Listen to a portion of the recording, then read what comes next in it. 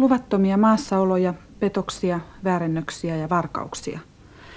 Virolaisia, venäläisiä, gambialaisia ja Helsingin ulkomaalaisosaston konstaapeleja.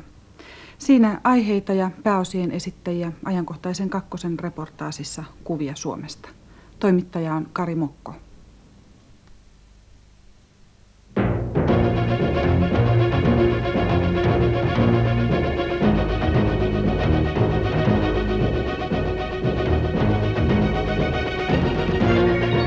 No niin, ja mennään vanhaan malliin.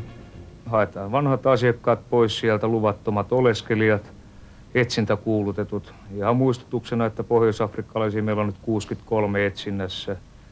Entisen Neuvostoliiton kansalaisia 500, sakkolaiset mukaan lukien, että työtä riittää.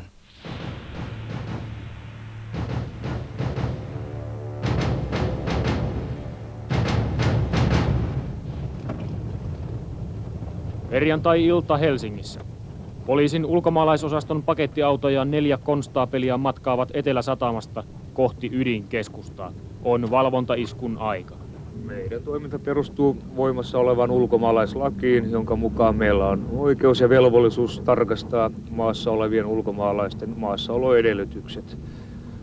Ja ulkomaalaisella itsellään täytyy olla passi tai muu vastaava luotettava asiakirja, josta voidaan todeta heidän oikeutensa olla Suomessa. Ja tämä illan teemana meillä on lähtenyt tarkistamaan Aseman seudulle ja Foorumin kauppakeskukseen siellä olevia ulkomaalaisia ja katsotaan sitten, että missä kunnossa asiat on. Minkälaiset luvat sulla on Suomeen? Sulla on oleskelulupa ilmeisesti vaan.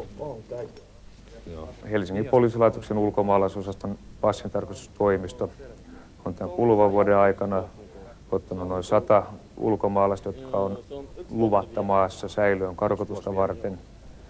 Käännyttänyt rajalta suoraan noin 900 ulkomaalaista.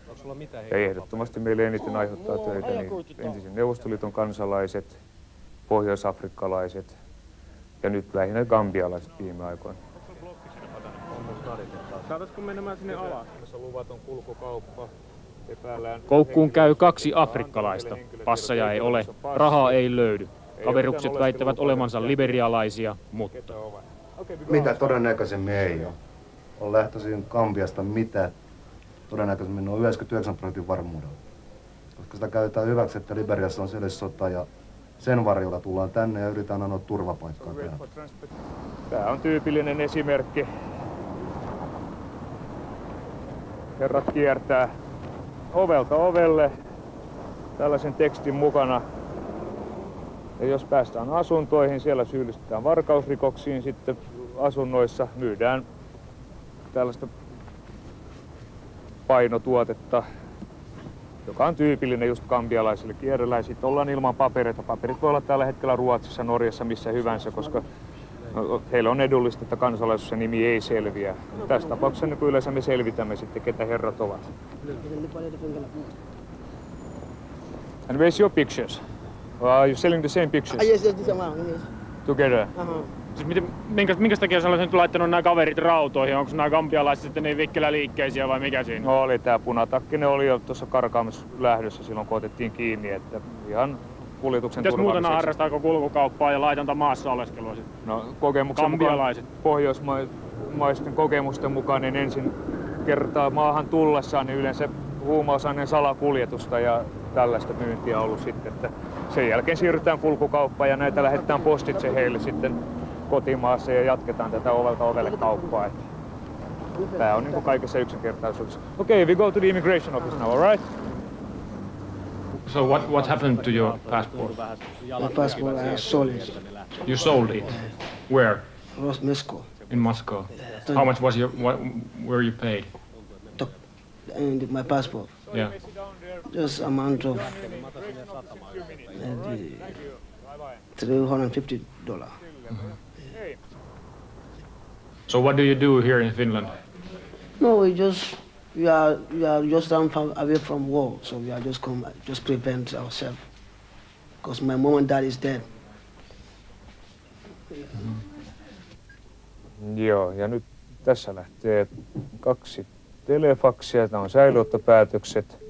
Ja ne lähetetään ulkomaalaisvaltuutettu Antti Seppälälle. Ne on niistä niin kutsutusta liberialaisista, jotka otettiin aiemmin tänä iltana säilöön. Kellohan on nyt varttia yli 12 perjantai- ja lauantai-vastaisena yönä. Mitä se Seppälä tähän aikaan näillä tekee?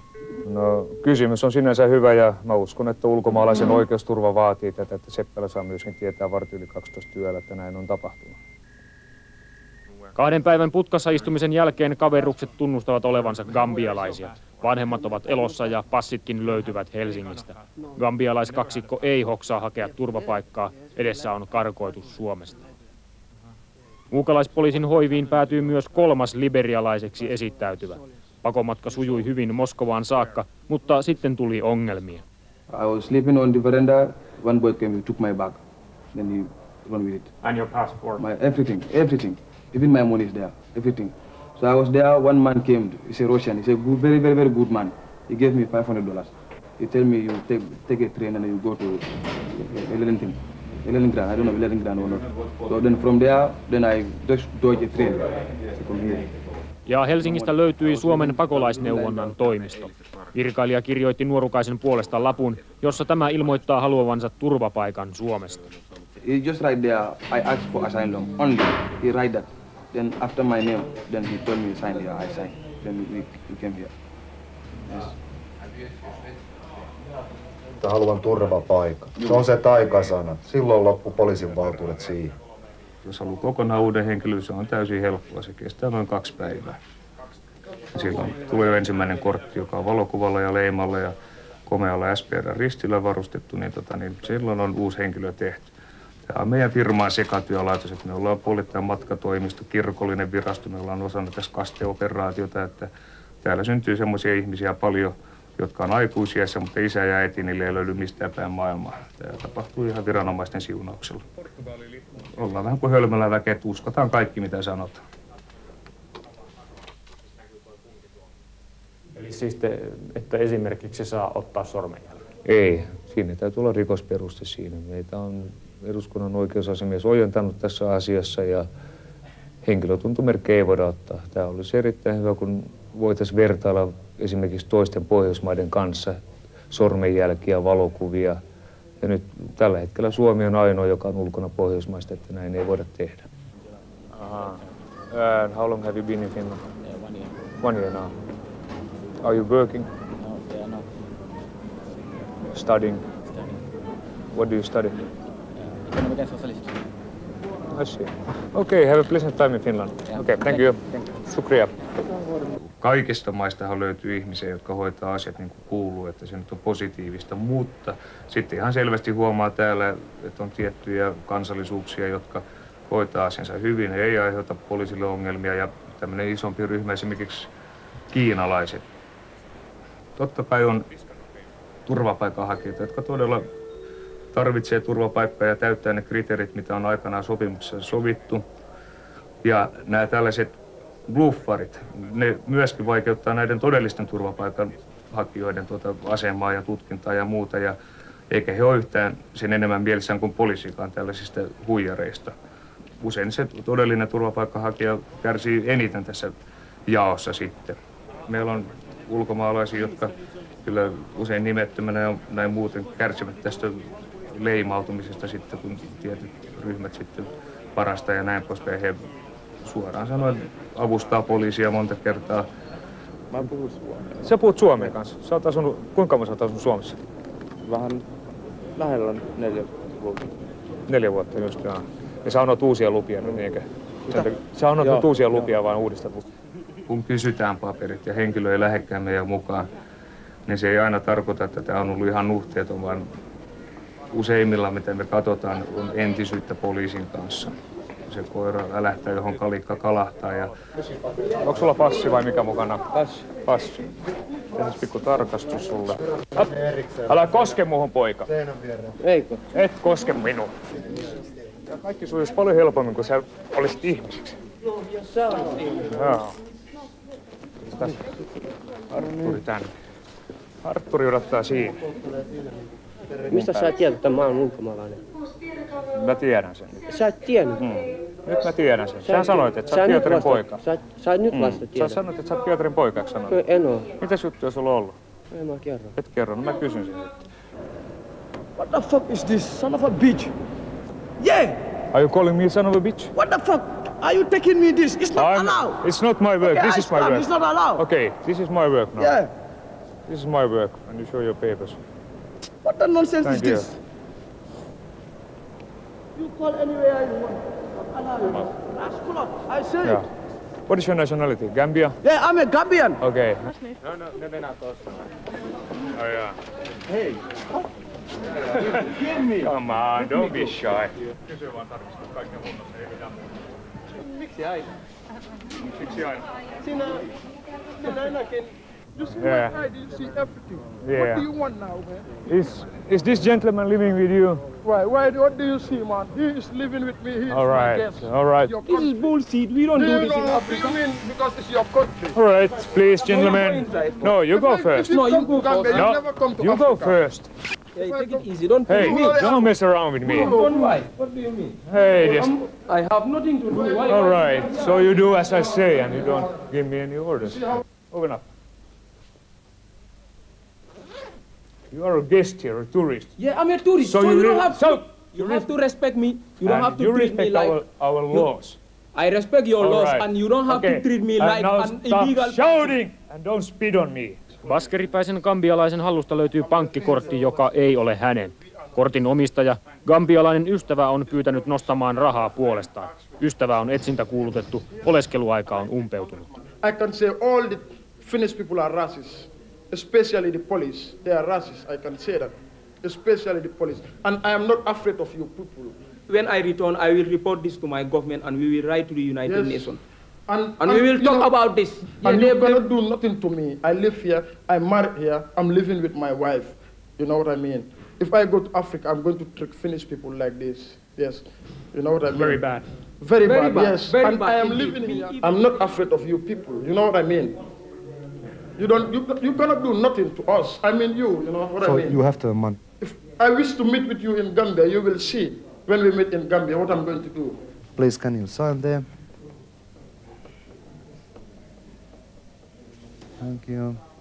Turistimatkalla olevan gambialaisen passi takavarikoidaan. So keep Miehen this on tultava as a esittämään passport. rahavaransa ja Because paluulippunsa if there's seuraavana anything, aamuna also Etelä-Satamaan. kill you, and there's also explain to you in English. Okay. Thank you very much. Now, and we will see you in 10 o'clock in the next morning. Yes, tomorrow. Tomorrow morning in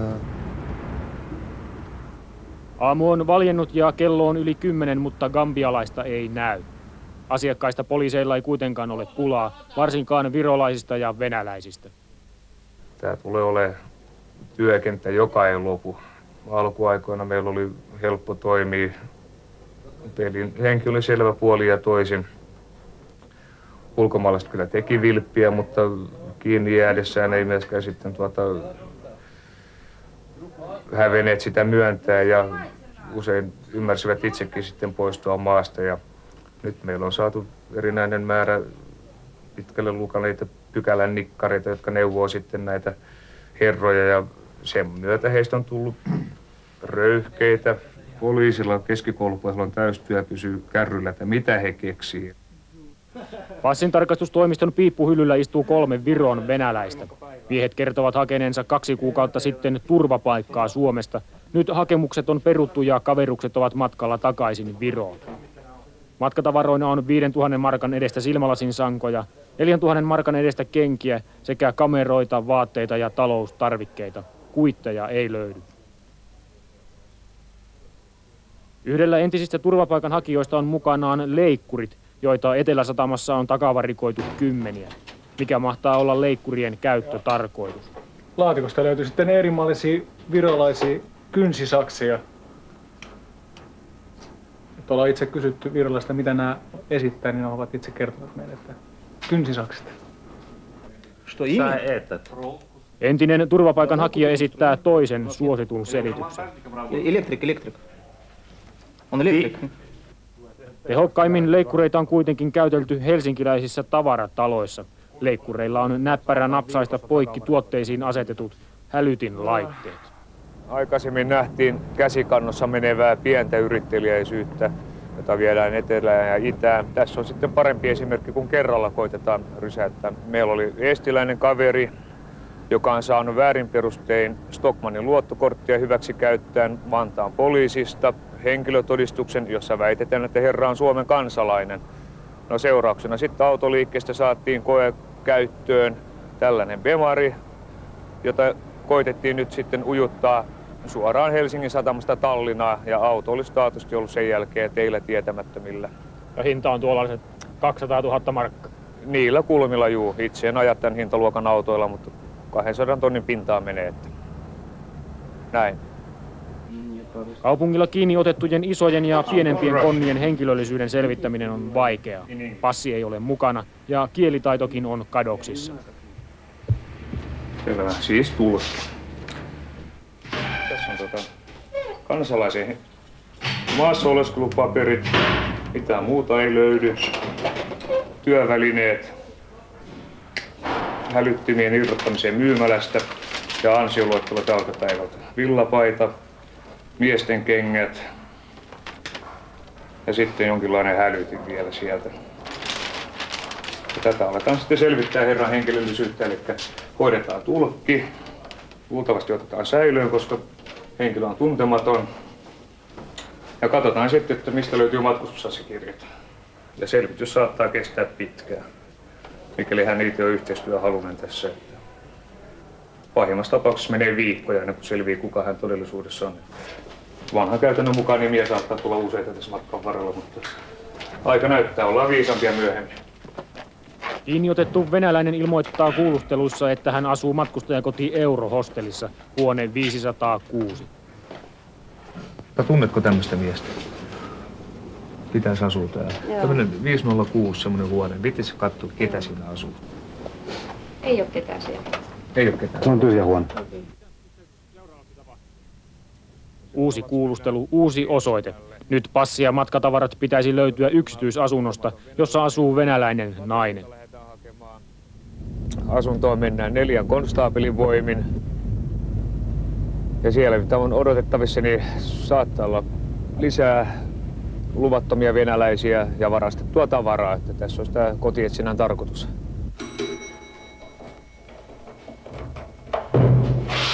Päivää poliisista. Tyhjää. Toinen huti. Asunto on tyhjä. Venäläisten oma organisaatio kuitenkin ratkaisee ongelman.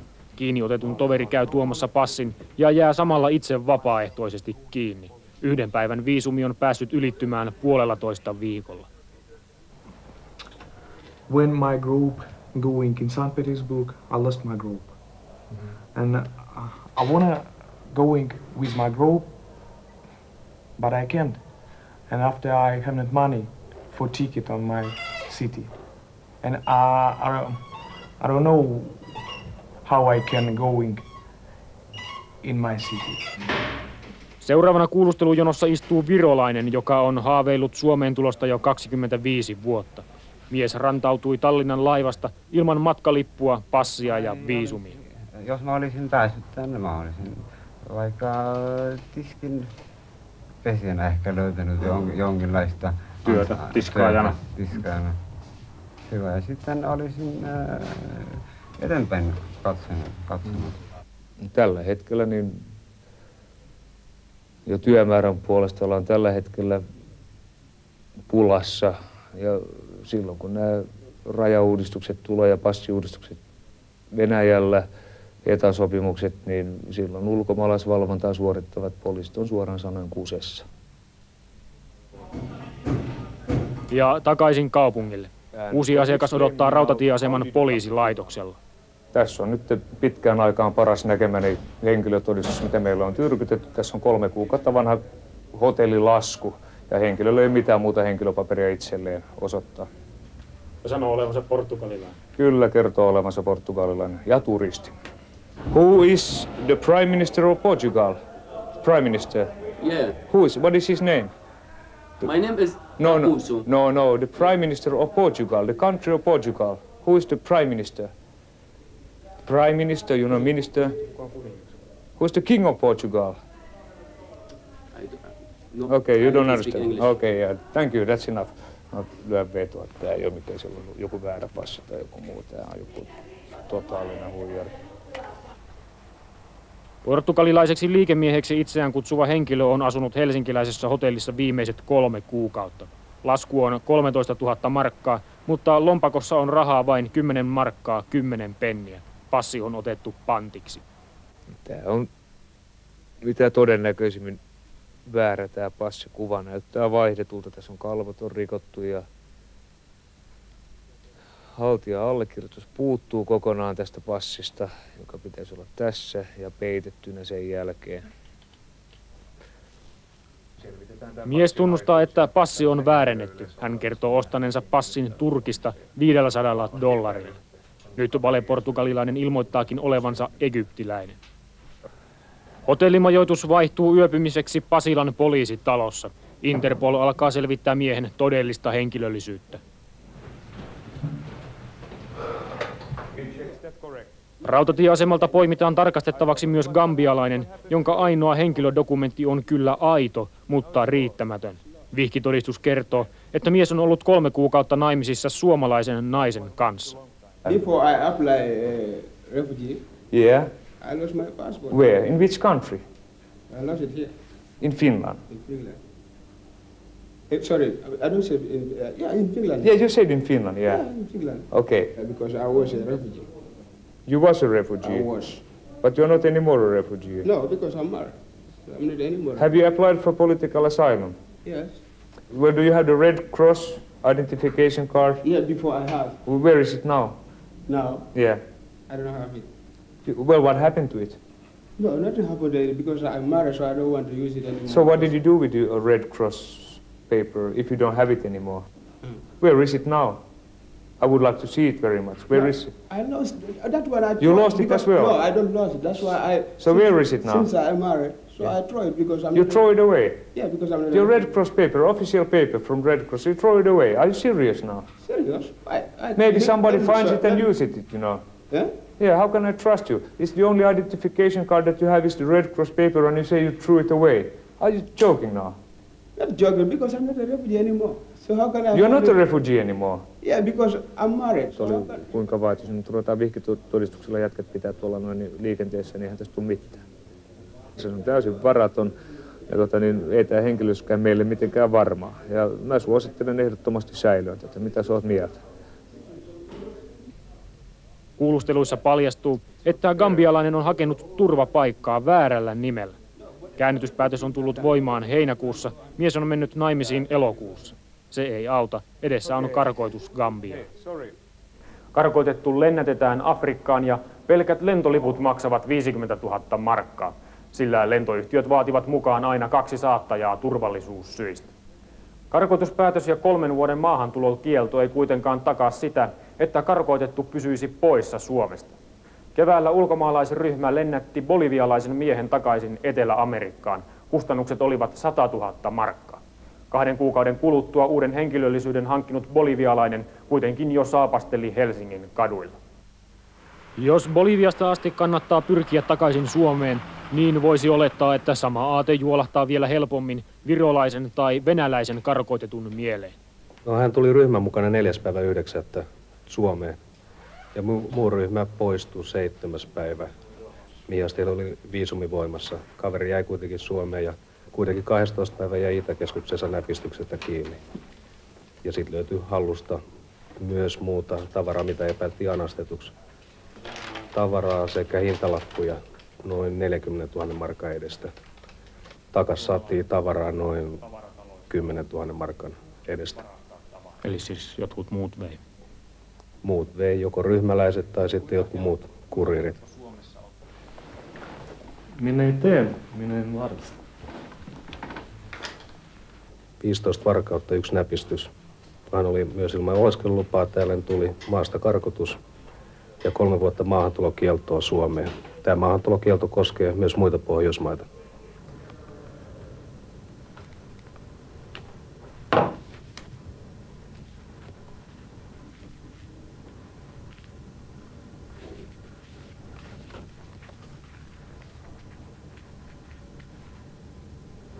Mitäs tuo nyt sitten niin kuin tarkoittaa? No tämä on maasta karkottamisleima. Mitä sä luulet, mitä tuo kaveri tekee sen jälkeen, kun se pääsee Tallinnaan? No se kävelee lähemmän trokarin luokse ja ostaa sitä uuden passin ja alta 12 tunnin on takaisin Suomessa todennäköisesti.